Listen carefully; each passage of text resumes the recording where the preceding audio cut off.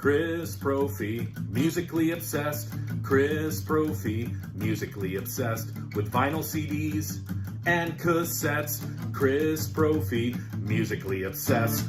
Oh yeah! Greetings from Poughkeepsie. So do you guys know how there's a KISS Army? Well, I'm a member of the KISS Army. I'm hoping that there's not a Greta Van Fleet Army or a Kingdom Come Army, because they might come after me after this video.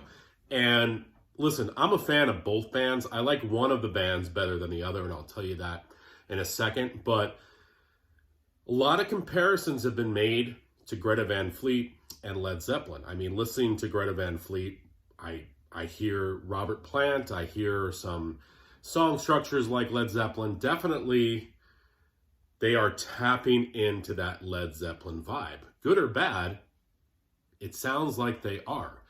But back in the 80s, there was a band called Kingdom Come. And in 1988, they released their debut album, and critics and fans alike were saying that they pretty much ripped off the sound of Led Zeppelin. This was a huge album. I love this album. And I told you I liked one of the bands better. I like Kingdom Come better. This had What Love Can Be as a single. Get It On was a single. 17. Just a really, really good album. Lenny Wolf on vocals. But with all of that said, the comparisons to Led Zeppelin were out there, and in a negative way. Many critics were calling them Kingdom clone. Jimmy Page, even in 1988, said this, quote, "Obviously, it can get to the point where it gets past being a compliment, and it can be rather annoying when you got things like Kingdom Come actually ripping riffs right off. That's a different thing altogether." He said that in 1988, which I think is funny because Led Zeppelin ripped off riffs when they first started as well. When Lenny Wolf was interviewed back in the day about comparisons to Led Zeppelin and ripping off Led Zeppelin, he said that he had never heard of Led Zeppelin, which I find kind of hard to believe. But this is a great album regardless. 1988's debut. Then they came out with an album in 89 called In Your Face. And right after this album came out, they broke up. Maybe they got scared. Maybe Jimmy Page came a knocking on the door.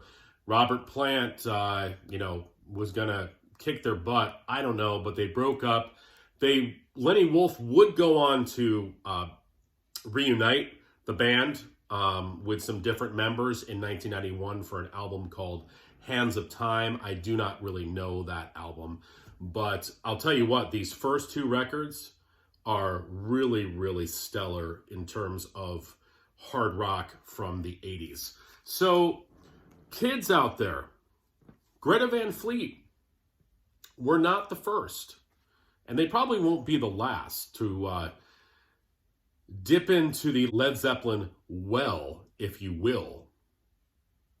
Say that 10 times fast. And a little band called Kingdom Come did it back in the 80s. And I'm sure that there have been others as well. When you have a band as grand as the Mighty Zepp, you're bound to have clones. All right, everyone. Bye.